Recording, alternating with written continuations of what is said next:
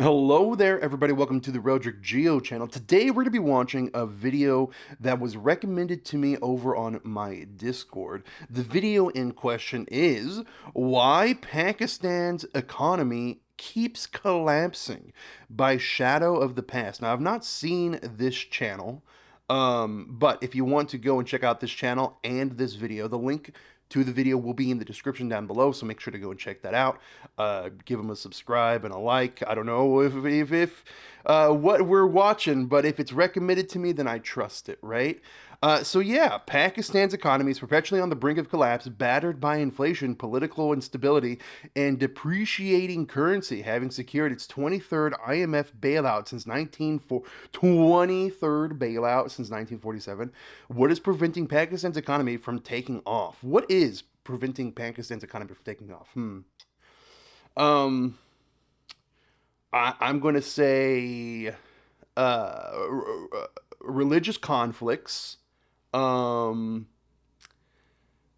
isn't most of their land like desert as well? Maybe that's a cause. I don't know. I actually, you know what? I really don't know. But potentially always like starting wars or starting and continuing conflicts with its neighbors potentially. How I like this. How Narendra Modi became unstoppable. Okay. Well, let's go ahead and watch it and see what it has to say. And after we watch it, we'll go ahead and go in and read some comments. Yeah. So yeah, without any further ado, let's go ahead and get right into it. If an airplane took off a dozen times only to come crashing down each time, the only logical conclusion would be that the aircraft requires a fundamental redesign. Pakistan's Boeing, allegedly. economy, like the airplane, has crashed 23 times in the last 75 years, each time requiring an International Monetary Fund bailout. It wasn't always so. During the 1980s, in per capita terms, Pakistan was richer than India, China, and Bangladesh. Today, You know what? I think this sounds like an AI voice, doesn't it? It kind of does. however, Pakistan is the poorest. Its most recent gross domestic product growth estimate was only 2%, barely sufficient to keep pace with population growth. Currently, Pakistan is facing an economic crisis fueled by high global oil prices, rising agricultural imports, and economic mismanagement. Okay. Pakistan's year-on-year inflation hit a record level of 36.5%. Pakistan's year-on-year inflation hit a record level of 36.5% in April 2023, and this is the highest ever increase in nearly 60 years. In line for another IMF bailout, it is clear Pakistan is an IMF addict, and the What is going IMF on? is a Pakistan addict. Pakistan's economy It's clear that Pakistan is an IMF addict. An IMF is a Pakistan addict. Oh my god, okay. seems to be impossible to fix. The symptoms of each bailout are very much the same. Pakistan runs out of dollars, goes to the IMF for a bailout, which the IMF gives on the condition that the IMF program will include privatization of state-owned enterprises, austerity, and a broadening of the tax net. What is wait. None of the What is austerity? I've not heard of this word. Austerity. Austerity extreme plainness and simplicity of style or appearance. Conditions characterized by severity, stinness, or austicism. Stins or severity of manner of attitude. Oh, here. In economic policies, austerity is a set of political economic policies that aim to reduce government and budget deficits through spending cuts, tax increases, and combination of both. Okay, so budget deficits through spending cuts and tax increases. Interesting. Okay, I had not heard that word before. these issues actually resolves the primary issue in Pakistan's economy, which is the fact that Pakistan's elite are unproductive and the decision-making process in the country is broken. As a result, after finishing one IMF bailout, Pakistan usually starts its next.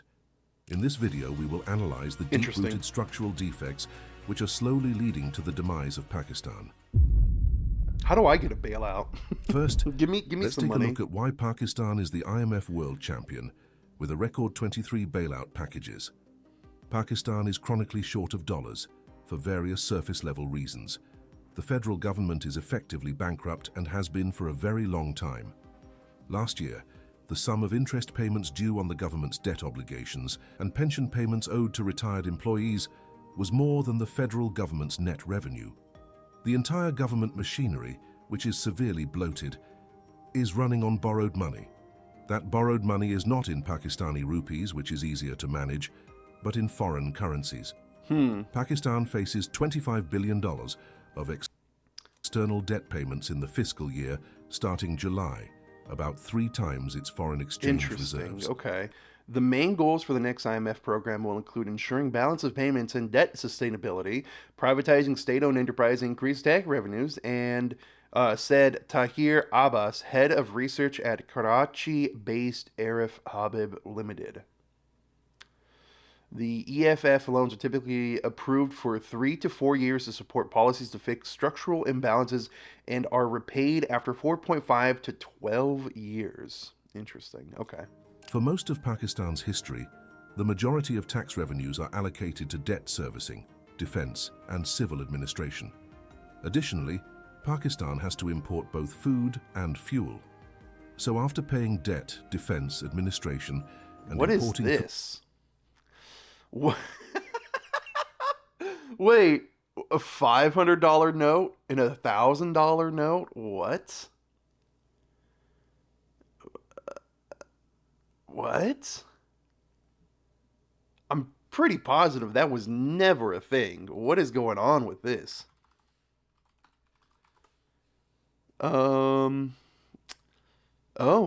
1934 $500 vintage notes. Wow. Okay. I've not seen this thing. Maybe series 1928 to 1934. Okay, was there a $1,000 note too? What? I'm learning so many things from this. Apparently there's a $1,000 note as well. You don't see these things. These things aren't legal anymore, I don't think. The United States no longer issues bills in larger denominations such as 500, 1,000, 5,000, 10,000 bills. They're still legal tender. Wow. So yeah, they're not like made anymore, but there used to be back in like the 30s, apparently the 30s and before. The $1,000 bill from 1934 is worth minimum $2,000. So you don't want to use it as the currency denominated on the note. You want to sell it as, something better. Because look, I'm seeing a bunch here, $1,000 notes selling for $3,000, $5,000. Okay, so 100 years ago there was a $1,000 and $500 note, but not anymore. Okay, so it's weird that they're using that. The $2 note is actually used still. I have a couple $2 notes. Fun story, fun side story from this whole tangent here. I used to live in the state of South Dakota, and there was a strip club a couple cities away from me, and they would whenever anybody went there, they would like give change back in $2 notes. That way the strippers would make more money or something.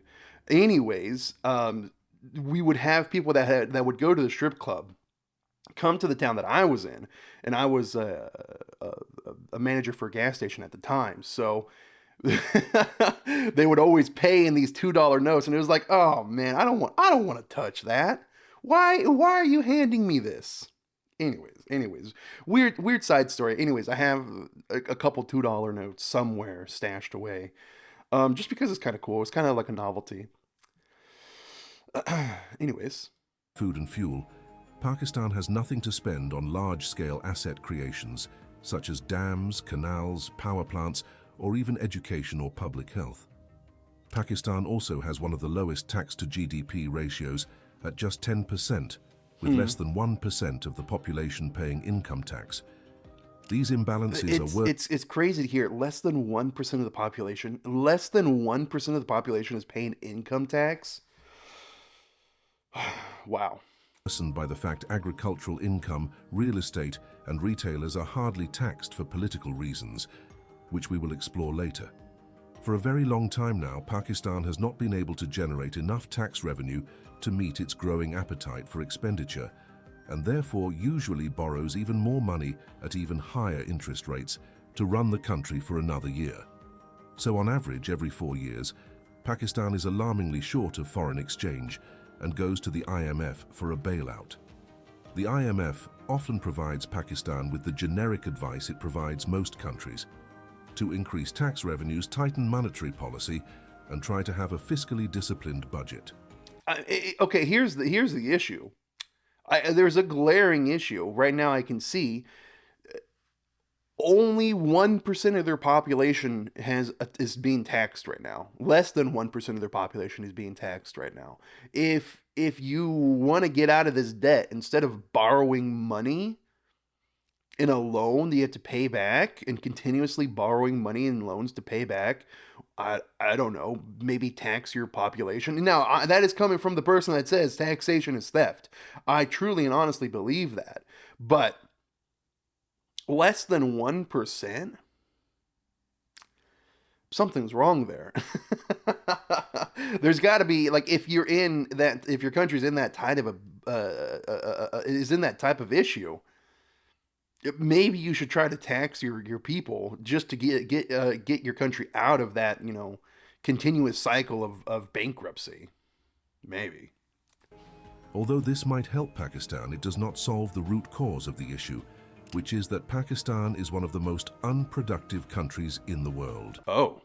Over the last 3 decades, Pakistan has experienced one of the world's lowest growth rates in labor productivity, a measure of goods and services produced by workers in a given time, and a key indicator of economic performance and living standards. Oh, it's just the people aren't working? World.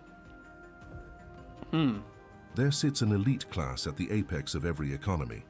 As a rule of thumb, the more productive and entrepreneurial the elite, the more dynamic and robust an economy is. If the elite becomes more productive, everyone gains. India's elite, such as Mukesh Ambani and Gautam Adani, sit at the head of vast corporate industrial empires. America's elite innovate and create entirely new economic fields, such as space travel, whilst Pakistan's elite earns from unproductive enterprises, such as land, housing schemes, and sugar. Sugar is important. Now, that being said, I mean, just want to go back. Steve Jobs, he was a true innovator, right? But he unfortunately passed away because he decided to try to treat his cancer with medicine that wouldn't really help, right? Like new wave medical treatments, nothing like an actual cancer treatment. The Indian elites are some of the richest people in the world. I mean, it's just a true statement there. I mean, I don't know how. I mean, I wish I knew how to become rich, but yeah, they just became some of the richest people in the world. As far as like not Steve Jobs, who the Facebook and Amazon guy, Jeff Bezos and Mark Zuckerberg. I mean, yeah, sure.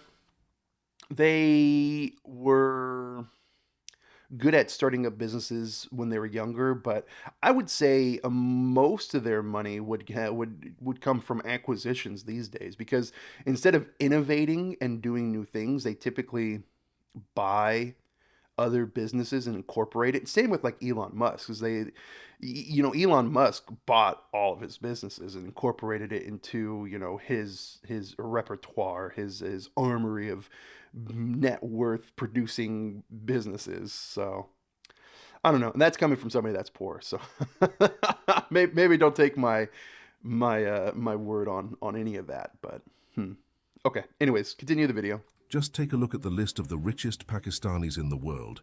They have either made their empires overseas, such as Shahid Khan, who created a world-leading automotive parts manufacturer in the US, or they sit at the head of political dynasties like Nawaz Sharif, who earned their fortune from crony capitalism and corruption. Even the industrialists on Pakistan's rich list are unproductive and usually make their fortune through cornering Pakistan's domestic markets, which is protected by high tariffs in industries such as ceramics, textiles, or cement, as opposed to exporting or innovating. A recent UN development report cited the yearly economic privileges going to Pakistan's elite groups, including feudal landlords, the political class, and the country's military, adds up to $17.4 billion, or roughly 6% of the country's economy. These privileges take the form of tax breaks, cheap input prices, and preferential access to capital. Is almost impossible to scale back, since most political parties draw candidates from these elite groups. Thus, the moneyed elite tip the scales of the market in their favor through unfair business practices, tax evasion, and preferential access to power. The unproductive, rent-seeking elite has given Pakistan one of the lowest investment rates in the world. And during the past decade, Pakistan's savings rate has averaged around 13% of the GDP, which is by far the lowest in the region. To put things in perspective, India and Bangladesh had an average savings rating of 32% and 37% of GDP. Elite has given Pakistan one of the lowest investment rates in the world, and over the years destroyed Pakistan's economy. Think about it. Why would you invest in new machinery and try to export goods when you can corner the domestic market with relative ease and use your position in society to ensure competitors are kept out? A prime example of Pakistan's lazy and unproductive industrial elite is the auto industry. As part of an import substitute policy, the automotive industry is heavily protected by the government, which to some extent has worked, as Pakistan only imported $1.26 billion worth of cars last year. Where the policy fails is in exporting. Pakistan ranks 125th in the world for automotive exports, with a measly $1 million in car exports. Nor has... I'm trying to think, like, Pakistan, have they ever been known for cars, though? Like... this policy been able to provide consumers with automobiles on par with the rest of the world? There is a complete lack of competition in the automotive industry, with a near duopoly from Honda and Toyota, which has resulted in high prices. Additionally, Pakistan's imports are still high as ever. Maybe they're doing the car segment here to kind of like mirror with India, because India has like the largest car market in the world, right? Like India's import and export is like the largest car market in the world. Maybe that's why they're talking about the car stuff. Because when you think Pakistan, you don't think cars. What do you think when you think Pakistan? I don't actually even know. I can't think of anything. As although cars are not being imported, the input materials to manufacture automotives are. Thus, a small section of society is earning a fortune by cornering the automotive market, providing consumers with high prices, limited alternatives, and more importantly, no exports. All the while, importing billions of dollars of intermediate goods, such as metals, plastic, and rubber, to manufacture the cars at the expense of the national exchequer. Perhaps the worst of Pakistan's productivity woes is in the form of the real estate industry. Instead of investing in technology, innovation, and export-based sectors to support the economy and create opportunities for the middle class, businessmen invest their capital in buying urban land and turning them into housing societies. The real estate industry in Pakistan is hardly taxed due to political reasons which will be discussed in the next section. But by undertaxing properties, okay, so what is being taxed in Pakistan? I mean, that's how countries get their money, is through taxes, right? Like, if you don't want to be a poor country, unfortunately, you have to tax your population in some way. Personally, I say an increased sales tax is the right way to go, right? Like increase sales tax to like 25 to 30%. And then get rid of income tax, get rid of, property taxes, stuff like that. Just have all the tax money funneled through sales tax. But obviously that's not the way it is here in the U.S. In the U.S., you get your income tax, you get your property taxed, and you get sales tax of like, what is it, 7 to 15%, depending on where you live. Then you got federal taxes and state taxes. Anyways. Pakistan's tax system incentivizes the elite to invest in urban property as opposed to more productive enterprises. Just how undertaxed is Pakistan's real estate industry? Well, Punjab province in Pakistan, with a population of over 100 million, collects less urban property tax than the city of Chennai in India, which is Wow. home to about 10 million people. The real estate mania is not just Wow. limited to the elite.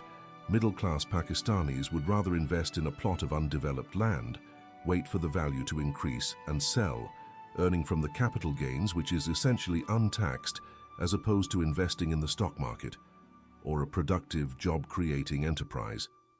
This unproductive elite and plot investing middle class further burden the exchequer, since Pakistan has very high levels of consumption for a country in its financial predicament.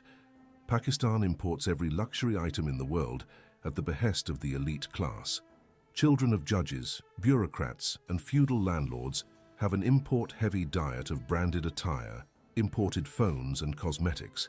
As a result, dollars that's- go out of the country. That's any rich class. They always have that, right?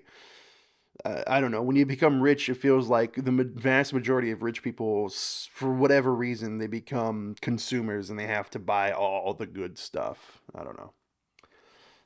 Maybe my mindset's not rich, because if I was rich, I wouldn't be buying any of that sort of stuff.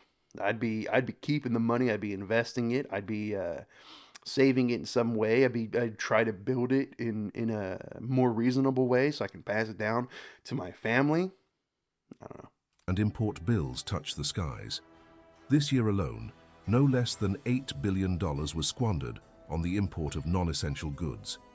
Whilst the world's business elite are colonizing space, building electric cars, and investing in green energy, Pakistan's billionaires are competing with one another in building housing societies, and this is slowly killing Pakistan. Why, you might ask, does Pakistan not start taxing unproductive sectors of the economy and use the revenue I was asking that the whole time. to fund more productive enterprises? And here lies the real issue with Pakistan. Pakistan's political system is completely broken. Political parties are not professional, don't have long-term plans or visions, nor do they create manifestos or have representation from the middle class. The Pakistan National Assembly is largely made up of feudal landlords, political dynasties, and business elite, who, instead of trying to create a more productive economy with more competition, believe in lottery tickets that will magically fix all their problems, such as developing Gwadar, CPEC, and finding oil.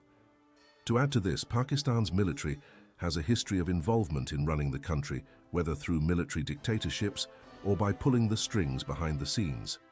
Thus, to be a politician in Pakistan, you do not have to develop a manifesto and deliver for the public, as most of the time, the military simply replaces one set of corrupt politicians with another in order to sustain its own power base. Take a brief Interesting. political history of Pakistan, where no prime minister has ever completed a term. Nawaz Sharif was forcibly removed from power in 1999 by military dictator Pervez Musharraf, who ruled until 2007. After a short interval, Nawaz Sharif regained power in 2013, however was removed in what can be called a soft coup in 2017, where the military pulled strings to jail Sharif and install Imran Khan as Prime Minister in 2018.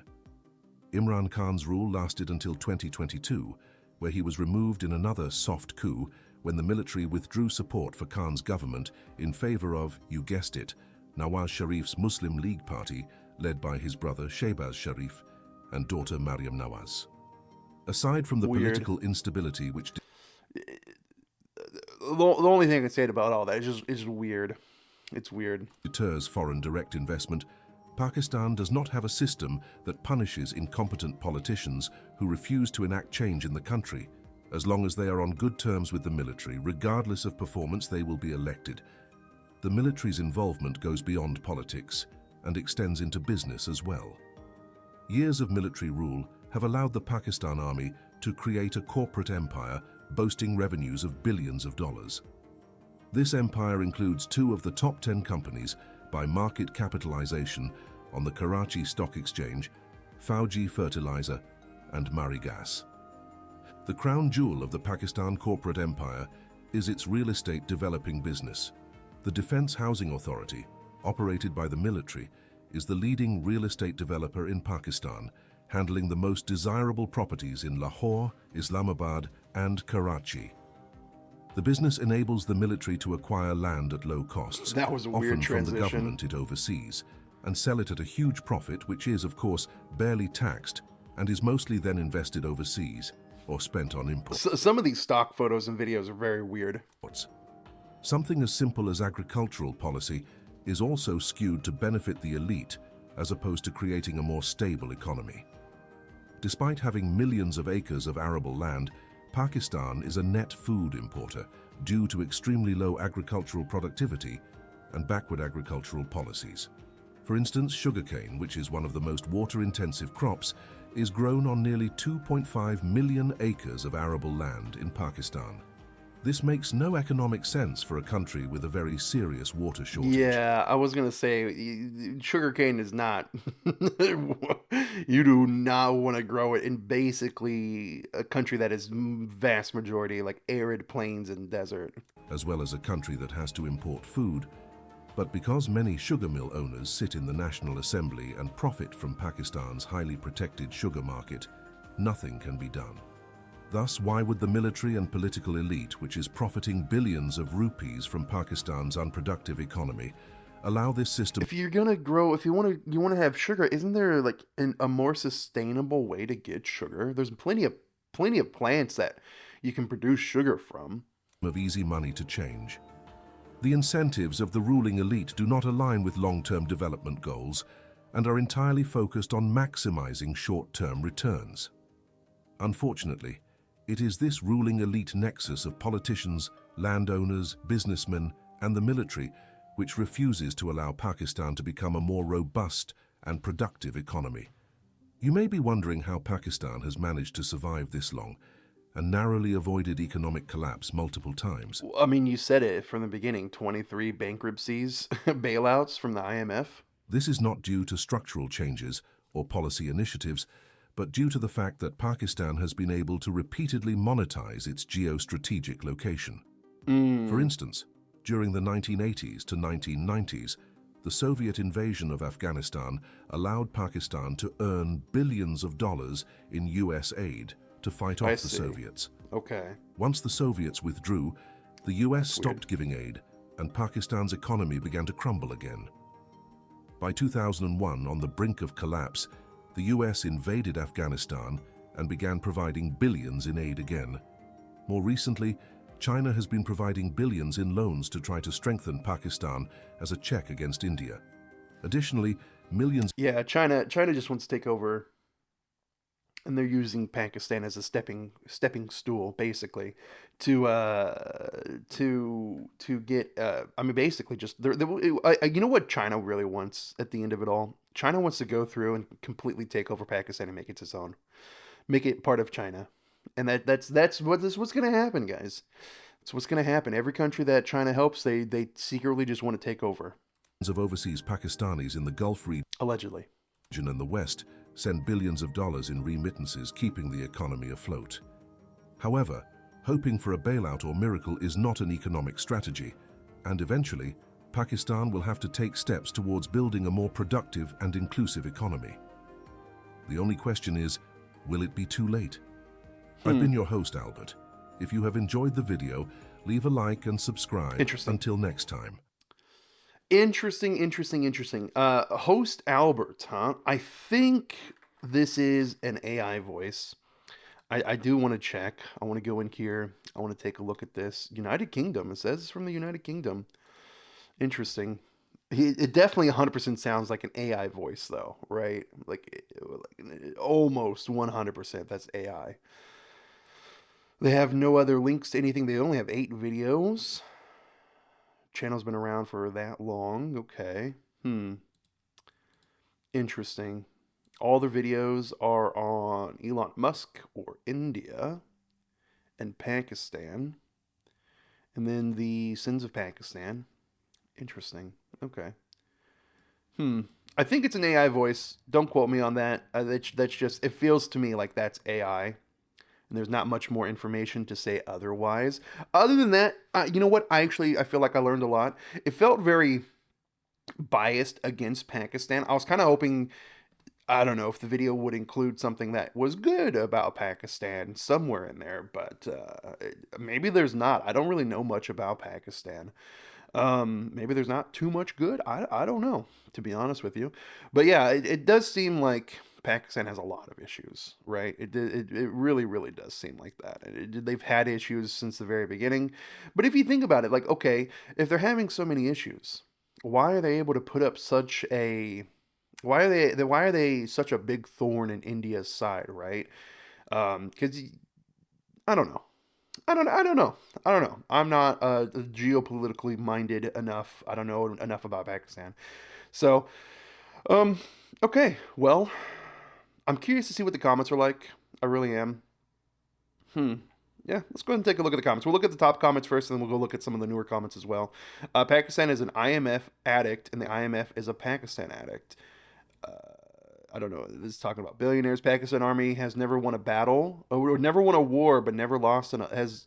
Pakistan army has never won a war, but never lost an election. Okay, hold on. Let me. Apparently, I'm getting old because I've been told that I'm misreading things, so I should get my glasses on. I am from Pakistan, and this video is true X-ray report of Pakistan. Well done. And they want Kashmir to join them in the race to zero. Countries have an army. Pakistan army has a country. IMF will be jobless without Pak. So focused on hurting their neighbors, they didn't even notice that their house was on fire. What a country! Over 75 years of independence, not one prime minister has finished her term. 23 times bailed out by IMF. Pakistan should make friends with Argentina. Argentina, actually, the first week ever in like the past 38 years where inflation didn't happen. Argentina is actually on the up and up, hopefully. When people make religions as their only identity, their nation is bound to be doomed. When leaders are blinded by power and money, growth rate 2%, inflation 32%. Pakistan being Pakistan, Pak should spend more on defense, so the economy is ruined. If if and okay, if until 1980 Pakistan's capital per capita income is more than that of China, India, and Bangladesh, then what happened around 1980 is Pakistan actively supported, recruited terroristic activities, and Pakistani military became part of the terroristic activity. Indirectly, Pakistan military blackmailed the government of Pakistan, consuming all of Pakistan economy without any accountability. That's what happened. That is true. That is true. From what I've seen, a lot of terroristic circles came out with Pakistan's support in around that 1980-1990s time frame. Pakistan did not start declining in 1980s. Pakistan started declining in the 90s started. The reason for this was the elite. The video is talking about came into power under the guise of democracy. The military was corrupt but still retained a small amount of loyalty to Pakistan. The elite families which ruled in the 90s were just as corrupt as the military but had zero loyalty towards Pakistan. They just stole and stole and stole and did nothing that would benefit Pakistan in the long run, actively destroying every industry and institution in Pakistan. The military, while corrupt, at least did some good for the country. Most of the largest industrial units, manufacturing policies, agriculture revolution, media revolution were all created by the military. Pakistan's curses elite class Democrats are twice as corrupt as the corrupt military. Imran Khan is the only democratic force that can save Pakistan because the other elite dynastics wearing the garb of democracy have only plundered Pakistan and parked their wealth abroad. Oof. Okay, well. I think we get the top comments. The top comments are in support of the video. I kind of want to see the new comments. Like you when you go to a video that has a lot of views, right? Top comments, of course, always going to be in support of the video. I want to see some saucy stuff, right? I want to see some sensationalized things. And typically, you see a lot of sauce. You see a lot of sensationalization in newer comments. I'm actually interested to see. What do we get? Oh. It's going to be a lot more of the same. Please make a video about Iran. As Pakistan, I can confirm every single thing in the video is 100%. Wait a minute. Didn't we read this? It wasn't this. Oh, here. Not quite the same. Okay. Pakistan economy collapsing. Very well presented. Very informative. They have Islam that... They don't need anything else is the best thing they have in many other people in the world. Okay. The crack addict and its supplier. It makes sense when your main export is terrorism. Great video, man. Oh, now we're back into top comments. Okay. Interesting. I was kind of hoping for like some crazy stuff in the comments. I always like reading the. Okay, here it is. This is it. Who said Pakistan is unproductive? They are number one productive country of terrorism. Number one Christian church abolishment. Number one in profit case. There's no religion higher than truth. Interesting, interesting, interesting, interesting. All right, well, it seems like a lot of the comments, maybe the video's too young for it to get some crazy comments. I like reading the crazy comments, but whew, interesting. Well, let me know in the comments down below. Is this AI voice or is this an actual person? I'm actually kind of curious. If it felt very AI to me, but maybe that's just, I'm thinking incorrectly. Either way, thank you for watching, everybody. Remember to like, subscribe, leave a comment down below. And of course, if you want to check out this channel, the video link will be in the description below. So with that being said, take care. Goodbye.